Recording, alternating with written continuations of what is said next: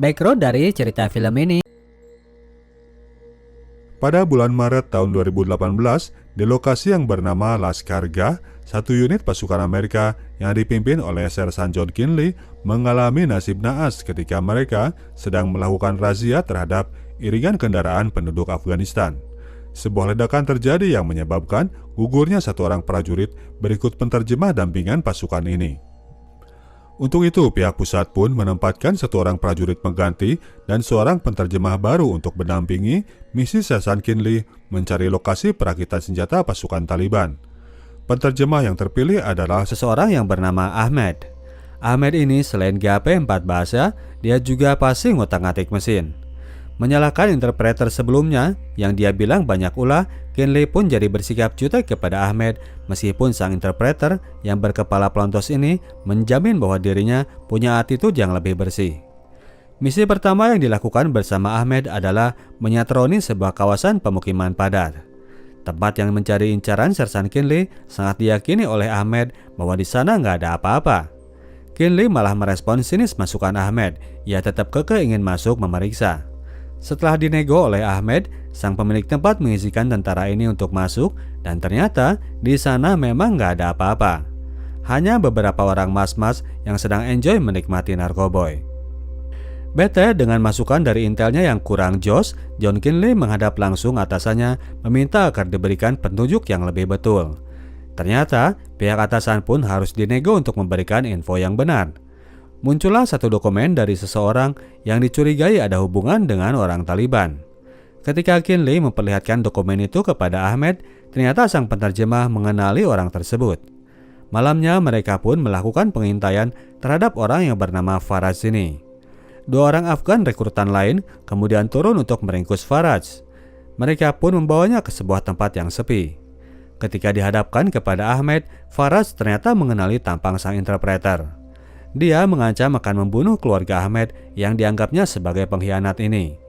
Ahmed tidak mau terpancing, dia langsung menyampaikan tawaran dari Kinley. Seragam Shopee untuk ia pakai di penjara atau segepok uang yang bisa ia pakai untuk belanja-belanja. Tentunya dengan imbalan informasi yang mereka inginkan. Faraj langsung melunak ketika dihadapkan pada segopok dolar. Ia bersedia untuk coba kerjasama. Ahmed menanyakan soal lokasi pabrik bom orang Taliban. Setelah cincong dikit, Faraj akhirnya nge-spill dua lokasi yang dia ketahui. Pulang dari patroli malam itu, Kinley jadi heran melihat bahwa si Faraj dan Ahmed ini seperti saling kenal. Rekan lain kemudian menjawab bahwa mereka itu sempat satu geng ikutan gerakan Taliban. Ahmed memutuskan untuk membelot ketika anaknya mati dibunuh oleh orang Taliban sendiri. Mendengar informasi itu, Kinley pun jadi mulai simpati kepada Ahmed. Setelah lapor hasil investigasinya kepada atasan, pasukan Sersan Kinley kemudian bersiap untuk turun ke lokasi. Melakukan mapping dari jalur rute lokasi yang pertama, Hadi, seorang interpreter lain, memberikan saran agar mereka tidak lewat jalur yang pendek. Alasannya meskipun lebih pendek, tapi kualitas jalanannya acak kadut, waktu tempuh akan jauh lebih lama. Hadi menyarankan agar mereka lewat jalur kanan. Sersan Kinley setuju dengan usulan itu. Di tengah perjalanan, Ahmed tiba-tiba meminta agar Sersan Kinley menghentikan perjalanan saat itu juga. Mendengar Ahmed yang sedikit memaksa, Sersan Kinley akhirnya mengikuti kemauan sang interpreter. Kepada komandannya, Ahmed mengutarakan rasa herannya atas keputusan Hadi. Jalan yang Hadi bilang rusak itu sebetulnya baik-baik saja standar Afgan. Ahmed curiga bahwa Hadi telah membawa mereka untuk masuk kepada jebakan. Yakin gak yakin dengan pendapat Ahmed, Kinley pun menginstruksikan agar pasukannya melakukan survei sekeliling lokasi. Sementara Kinley dan pasukannya melakukan investigasi itu, Ahmed datang menghampiri Hadi. Beberapa waktu dilakukan pengintaian lewat darat dan udara dengan drone. Mereka tidak menemukan tanda bahaya. Kegiatan mereka kemudian terhenti ketika terdengar suara rusuh di belakang. Ahmed telah menghajar Hadi dan sedang mengancamnya dengan todongan pistol. Dia bilang bahwa orang ini adalah pengkhianat karena telah membocorkan posisi mereka.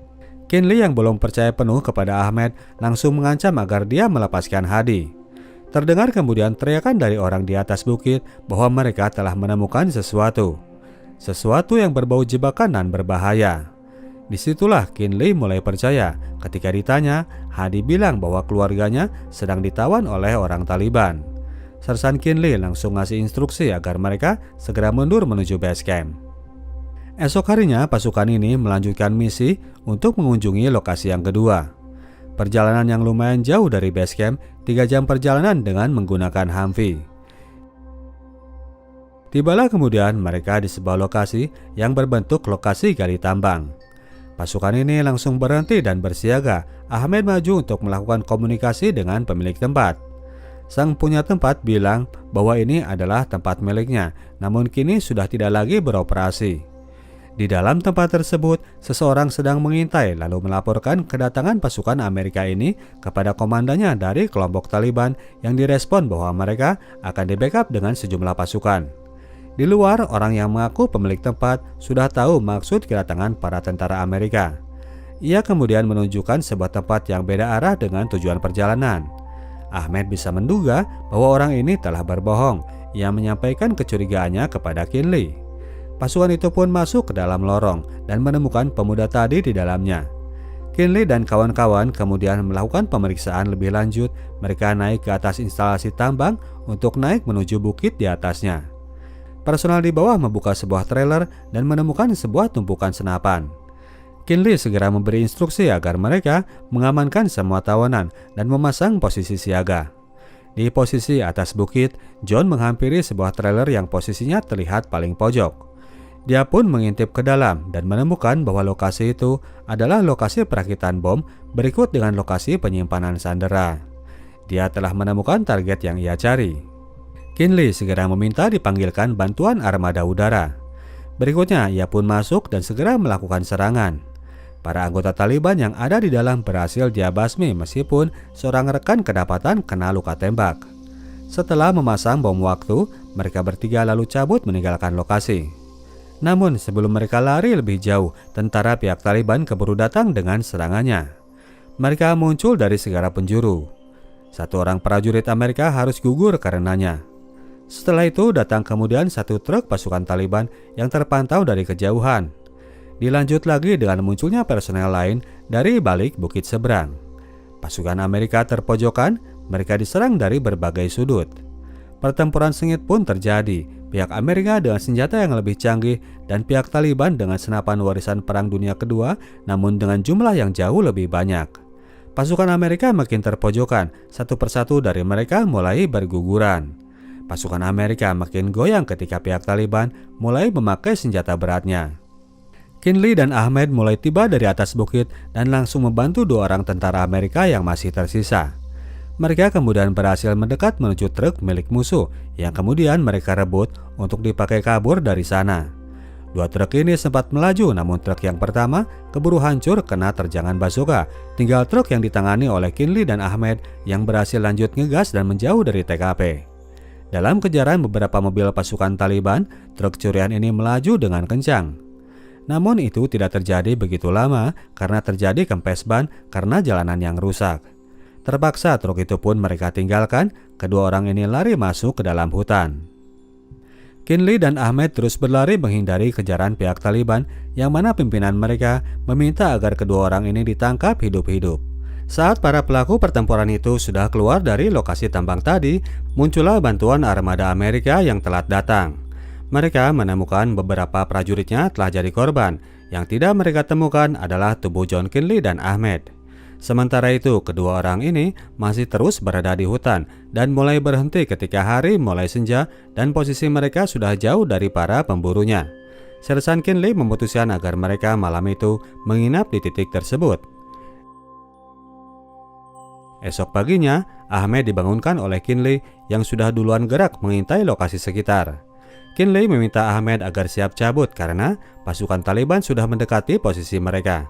Kedua orang ini pun lanjut menyusuri hutan-hutan untuk mencari jalan keluar.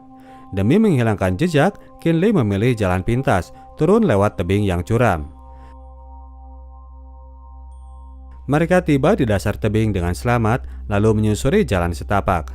Namun di suatu poin, pada akhirnya mereka tetap harus bertemu dengan prajurit Taliban. Pasukan Taliban telah mengerahkan banyak personel untuk menemukan keduanya. Keduanya berhasil meringkus satu persatu musuh yang mereka temui sepanjang jalan, namun kemudian di suatu tempat mereka kepergok sama orang yang berada di atas tebing. Mau tidak mau, di sana harus terjadi open fire dan dua orang ini harus kembali dikepung serangan musuh. Kinley dan Ahmed harus bertarung untuk selanjutnya, keduanya pun balik jalan berlari menghindari mereka. Keduanya mencari jalan lain dan sore hari akhirnya tiba di sebuah tempat yang terdapat rumah terbengkalai di mana di sana mereka memutuskan untuk beristirahat. Sementara itu, pasukan Taliban tetap melakukan pencarian hingga waktu gelap.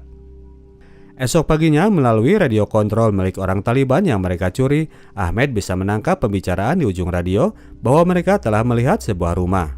Orang Taliban ini sudah nggak jauh dari lokasi itu. Segeralah mereka pun jalan lagi dan belum jauh mereka melangkah, sebuah serangan kembali dilancarkan dan kali ini berhasil merubuhkan Sersan Kinley. Sang sersan pun tak berdaya dan ia akhirnya berhasil diringkus untuk disetorkan kepada atasan pihak Taliban. Seorang prajurit Taliban yang kesal sama prajurit Amerika ini masih gemes pengen membunuhnya. Orang ini tetap berusaha melukai Kinley dan sodokan popor senjata pun dilayangkan yang membuat Kinley tak sadarkan diri.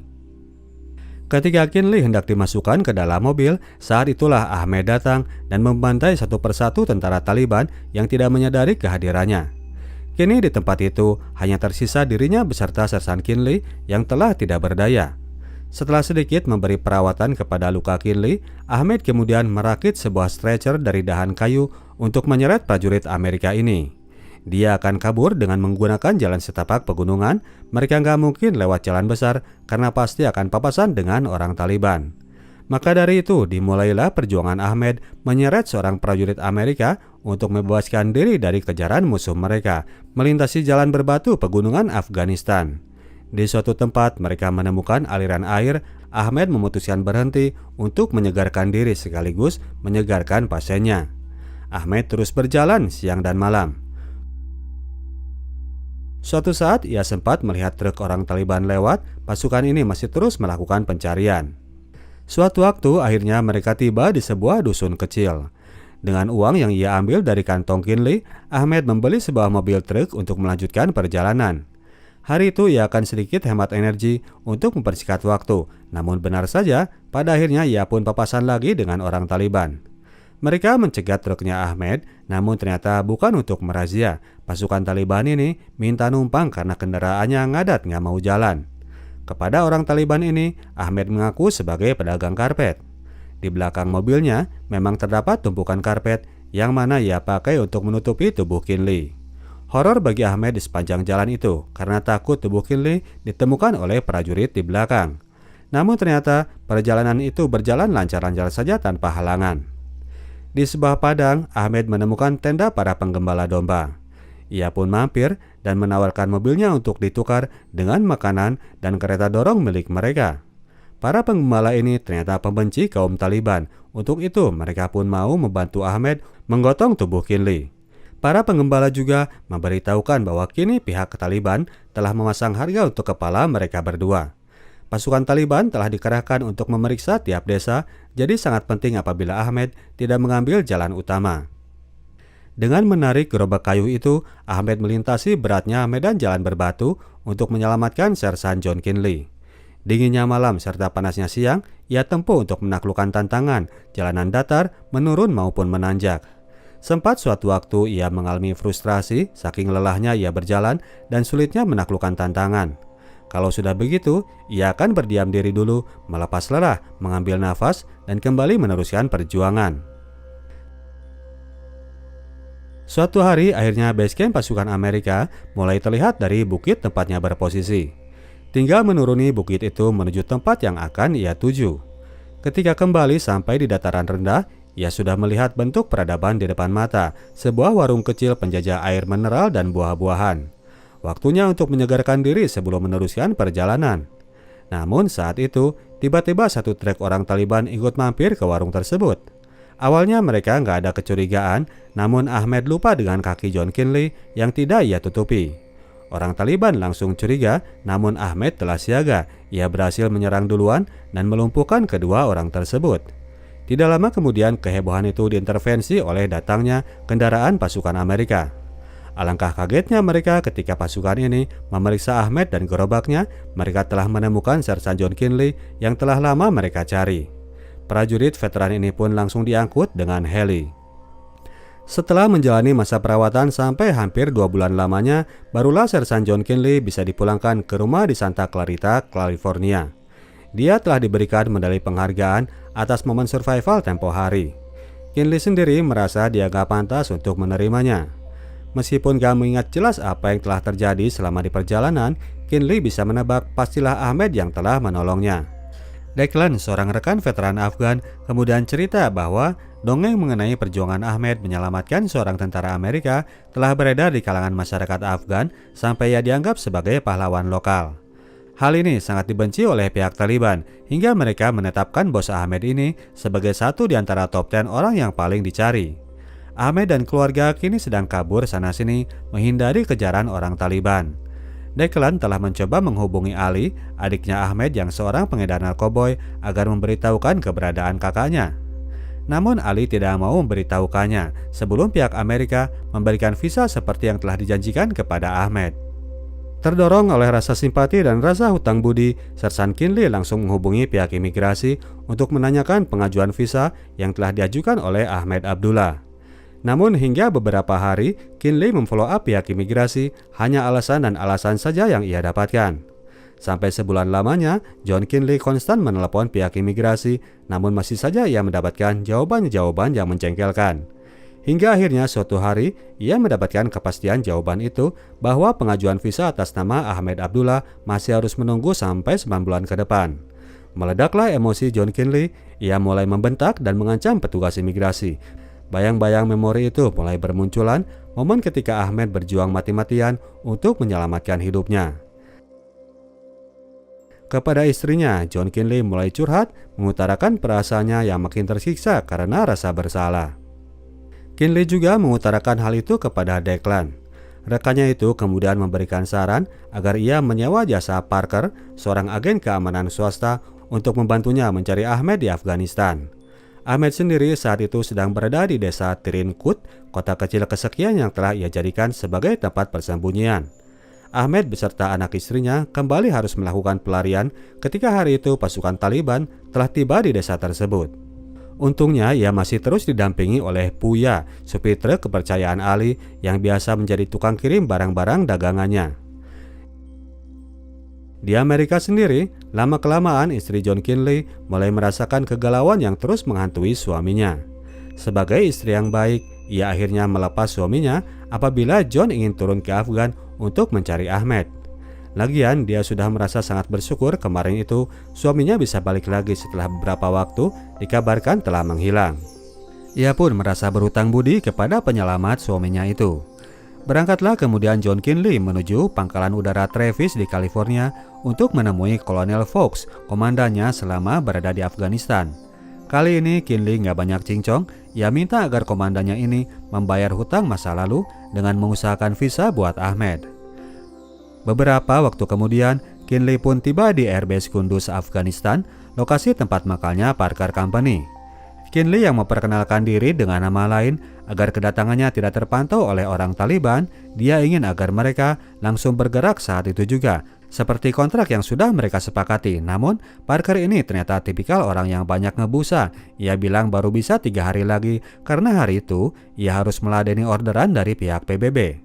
Setelah sedikit berdebat, akhirnya Parker memberikan opsi. Ia akan memberikan segala akomodasi perjalanan untuk saat ini, namun Kinley harus pergi sendiri.